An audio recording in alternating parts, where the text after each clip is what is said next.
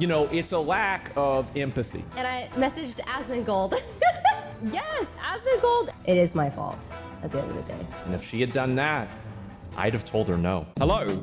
I know the slop channel has been dormant for a little bit, and you're probably wondering, why'd you have a piece of tissue up your nose? That's because I'm incredibly ill. In Australia right now, there is so much pollen being released, it looks like the intro of The Last of Us. Now, I've never had any pollen allergies. I don't actually have any allergies that I know about personally, but it seems that I've recently developed a pollen allergy because walking outside, oh my God, I could not stop coughing and sneezing. And pretty much everyone else in the city as well. It was like walking through the Black Death in 2025. So I thought, I'm quite ill at the minute. I could either goon or I could play Battlefield 6 and get killed by someone camping with a pump action shotgun for the 50,000th time. But what I thought instead would be a much better topic to talk about some spicy YouTube drama. So this topic revolves around Hasan. I know. You're all sick of it, right? Dolan's done a video on it. Critical's done a video on it. The shock collar situation. I might do a video on that separately a little bit down the line because some more stuff has came out about it. But the internet has basically dubbed that now as Colgate. And to be fair, considering the situation, there have been some great memes about it, usually revolving around video games. Kaya, please just... Now, obviously, we know that Colgate, there's two sides. You either think Hasan is basically a animal abuser who shocked his dog, and then you've got the other side of the internet who thinks this political streamer, he could do no wrong. No. He didn't do it. The dog was levitating. The dog entered no clip and he got scared. But yeah, that situation, it's a complete mess. I might cover it later at some point. But again, the only good outcome of that drama is all the edits. My personal favorite is his dog being basically struck by lightning. And with any kind of big, huge, insane, sad, horrible, terrible, whatever buzzword I'm going to use for the title, drama, there's usually fallout that happens afterwards. Like, for example, how there was a post from the Sweet and Sour podcast, which was hosted by Lily Pichu and Pokimane. Apparently, they were going to have an episode featuring Hasan, and then it kind of fell off and the episode wasn't coming out. Like, for example, here they said, "We've been watching the recent drama unfold concerning our guest, and it's been getting intense. We had a serious talk as a crew, and we all agreed that it did not feel right uploading tomorrow's episode at this moment in time." Now, I mean, at the minute, Hasan is a pretty big topic with the drama. I mean, like, this happened, I feel like, months ago at this point, even though it was probably last week. There have been some more things that have came out about it recently, like different camera angles. Like, we're getting the full NSA investigation on whether a streamer did a bad thing to his pet. But then Pokimane actually quote tweeted the Dexerto article. Basically, they had the episode, it was going to air, but then the staff actually issued the statement without her knowledge. This video was brought to you by Pharmacy Medicine. Look at that. Is that what lean tastes like? And of course, what happens with any kind of statement a streamer makes, other streamers have to give their take on it. Like, for example, what I'm doing, but I'm not really a streamer. I'm just more a bottom feeder. Has no one found that weird, by the way, that like the current Twitch or like streaming meta is just basically giving takes on other streamers or like watching other streamers? That is, except Queso, who's just like in his own nice little corner of the internet with his 80% female fan base screaming at horror games. That is the life every Twitch streamer should aspire to have. So Asmongold fired up a stream, gave his take on the Pokimane tweet, basically calling her out, saying that he believes that she has a complete lack of empathy towards her employees. So Pokimane, this is what she should have done. She should, because this is an issue, right? And I think that, you know, it's a lack of empathy, I think, with her. Now, his main reasoning behind this is, although she has, you know, a massive audience, hundreds of thousands, maybe even millions, her employees don't actually have that backing. Meaning, if she came out with a decision that her staff didn't actually agree with, the fan base might go rabid and attack the employees. Basically inferring that what she's done here is throwing her employees under the bus. I think that she should understand that while she has a big fan base and a lot of people are fans of her and they're going to defend her, and she's got a lot of people that like her, a lot of her staff don't have that. And so what happens is that the staff are now getting attacked on social media.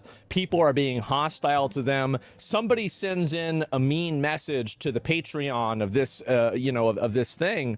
and or to the YouTube channel, you want to know who's going to read that? It's going to be the staff that are going to read that. Again, I'm amazed that Asmongold could have such a concise, critical take there, because anytime I click on one of his streams, he's usually watching like CNN or Fox and slightly raising his eyebrows, saying, sure, like the person in the video is in the room with him. Craziest narrative ever. Now, with Mr. Cockroach Man, I do agree with what he's saying here. It's wrong for her staff to basically take charge of decisions, because it's ultimately Pokimane and Lily Peachy's decision. I mean, like, they're the face of the podcast. It is their podcast. They really shouldn't have put a statement out there like that without Lily or Pokimane basically signing off on it. But by making a statement like that, it sounds like you're kind of battling your employees, and fans can be crazy. They will definitely find out who these employees are, and probably some of them will harass them. I mean, there could have been a statement put out there, like, for example, I don't know, though I disagree with this decision as a team, it's probably best to, hold off the podcast going forward. I mean, that would have gone down better. I mean, is it a lie? Yeah, pretty much. But at least then the employees are protected, especially in this line of work. I mean, come on, man. We're all streamers. We all lie for reactions, right? We all do a little bit of clip farming. We all do the little bit of the soy face when something very mediocre happens on stream. What?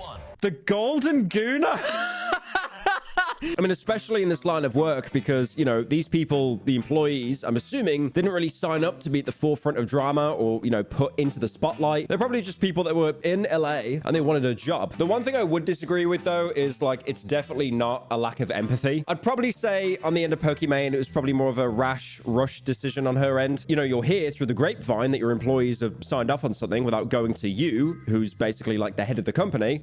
You might, woman pull out her phone, she start texting. Like, it could be one of those situations. Now, this wasn't the only fallout that came from Colgate. I honestly don't know why we're calling it that. One of the next examples here was Valkyrae, another very popular streamer, and she was basically defending Hasan. And a lot of people weren't happy with this because they assumed that she was covering up animal abuse to basically, protect her friend. And I mean, it's a tale as old as time. The LA Twitch scene, a lot of them are very tight. Well, not all of them, but there are like certain cliques and certain groups of people as well that obviously will defend like other people that are within their clique. I mean, it's the same as like basically any social group, like Valorant. Just don't play Valorant though, please. I'm begging you. So one of the biggest communities to document this about Valkyrae, and the comments were pretty bad against her, was LSF, Livestream Fail. Now, Livestream Fail is a great subreddit if you're Forzen or XQC. If not, unlucky.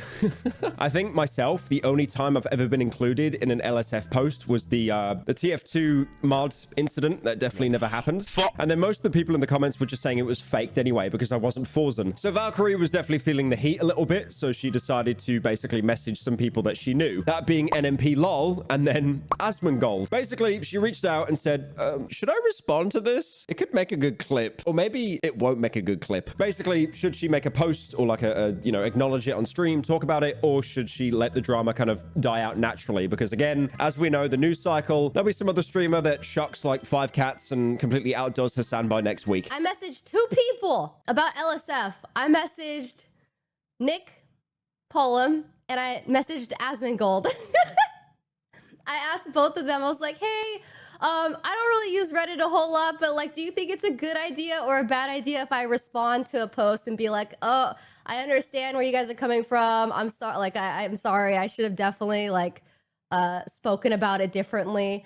And both of them reassured me that it's a good idea to not, because I know they're like, they're Reddit people. So I was like, they both said, they're both very nice. And they both said, yeah, don't respond. It's not a good idea. Now, apparently they did tell her to not respond, but because she broadcasted on a stream that she spoke to Asmongold, this ramped up the drama tenfold. Yes, Asmongold and Nick Pollum. That's because Valkyrae is left-leaning, like pretty much all the LA Twitch streamers, and she's been very open about her stance on politics. Her fans, who also are mostly left-leaning, were really, really not happy with her interacting with Asmongold, particularly because some of the things he's talked about on certain topics, like, for example, immigration and Palestine. And then, as pretty much all streamers would do in this situation, Valkyrae did a complete 180 on her interaction with Asmongold. Basically, on a live stream, she apologized for talking to Asmongold, basically saying that her and other people should be more aware of like what's going on in the world, and that she takes full responsibility. She made a severe and continuous lapse in judgment, and she is truly sorry for speaking to Asmongold. Everyone, including myself, should be more aware of, what's going on in the world and what people are saying. I just like it is my fault at the end of the day. Dude, at this point, like Asmongold is basically the leper. I mean, I get it. He's got cockroaches in his room, but like, oh my God. So Valkyrae has apologized to her audience for interacting with Asmongold. Guess what happened next? Asmongold's fan base started to then attack her, basically making the argument that it was a pretty shitty thing for her to do. It was a complete like TF2 spy backstab, and also saying that like you only really turned your back because your fan base pushed you. And then of course, the snake eating itself, Ouroboros, Asmongold then reacted to Asmongold being called out. Like, she basically apologized for messaging me, right? That's pretty much what it was. Now, the stance that he took was like kind of calm. I mean, he only raised his eyebrows about 3 times the entire statement, but he does say that he felt like he was thrown under the bus. But he actually says the real issue wasn't that, but the fact that Valkyrae didn't actually message him twice. Like, she basically apologized for messaging me, right? That's pretty much what it was. And I think that honestly, the biggest mistake that she made is that she didn't message me twice, because she should have messaged me and asked if she should have told the community that she messaged me. And if she had done that, I'd have told her no. From what he says, he basically would prefer that Valkyrae messaged him and talked about the interaction on stream before she went ahead and did that. Because if she did, he could have been the white knight and said, no, I carry a heavy burden. Do not talk about me on stream. And then he says that he doesn't actually want anyone to jeopardize their community or their career by openly stating that they're in contact with him to, you know, feed his ego or to like credit for helping. I don't view streaming like I'm friendly with people in streaming, but I don't confuse myself and delude myself into thinking that a lot of people will not. Obviously, I would never want and expect a person to, like, you know, put their career at risk or to do something that would be bad for their community just for my ego or to make me look good, right? I mean, that instance, that drama, it does seem like a bit of a nothing burger. It's just the case of like, you know, trying to over apologize, I guess. And then you get your own fan base attack you, and then you apologize to them, and then you get the other guy's fan base attack you. If any of you are watching this and you have a job, you probably won't understand any of it. And that's totally fine. Oh yeah. And talking about people reacting, XQC did. I'm surprised that Aiden Ross didn't as well. He basically compares it to Black Mirror and says that if it became a Black Mirror episode, it would be too boring. If people made a Black Mirror episode about this, the reality is that people wouldn't even watch it, because it would be so dystopian that people wouldn't care to watch it. It'd be boring because it's too far out. But this is real. We are post Black Mirror. Now, even though this is mostly about Asmongold, I did want to talk a little bit about TwitchCon as well, because if you've seen, there's been a lot of dropouts this year. I mean, I'm recording this video at the minute on Friday, and the event basically starts tomorrow. Like, for example, Pokimane, Valkyrae, they dropped out mostly because of some really tragic events recently. Like, for example, a Japanese streamer that was murdered by a parasocial stalker. And then on top of that as well, Asmongold is actually one of the people that publicly said that they're dropping out of this year's TwitchCon. So I imagine there won't be a lot of the bigger creators there this time. I mean, Twitch wants to ensure the safety of everyone going after Jeff Bezos gets his money. They even put out a statement. The company said it will enforce robust security measures with strict entry screening and rigorous access control protocols. A command center will monitor the venue using highly trained security teams with both uniformed and plainclothes personnel on site. Now, despite Twitch coming out and saying, oh, what are you worried about, bro? It's all going to be fine. Asmongold was very critical towards Twitch, saying that they basically don't handle IRL events very well at all. He even said at one point that if Twitch really cared, they would ban creators that apparently advocate for violence. If Twitch actually cares about safety on their platform, they would ban people that advocate for violence. How is it that you have so many streamers that have advocate, like you have that guy, that Mike from PA guy, who's talking about putting a hit out on Destiny, like, and then Ethan being bloody and that's whenever he'll stop. Like, how do you, if you really care about the best interest of streamers, then why do you have creators on your platform that are partnered, you're paying them, that are saying this stuff? He uses an example of when Mike from PA alluded to putting a $100,000 bounty on Destiny. That was almost a year ago now. Anything that happens, I mean, like, holy shit, guys. If you live in Florida, I have an opportunity for you. If you want to earn $100,000, let me know. And then a more recent example was Cuffham, who was apparently offered a Twitch partnership deal, despite the fact that he pulled up a flag on stream representing a group belonging to a certain certain Austrian painter. And another example Asmongold gave was during the previous TwitchCon. Like, for example, last year, NMP LOL and Wake were apparently sexually assaulted by a streamer, and Twitch didn't seem to press charges or pursue any form of legal action. I mean, honestly, it's getting scary out there, especially with America at the minute, with the climate. So I can understand why a lot of streamers would want to drop out. My main takeaway from this, thank God I'm not a political streamer. Thank you, Lord Jesus. I will stick to my slop and my main channel videos every 7 years and be happy.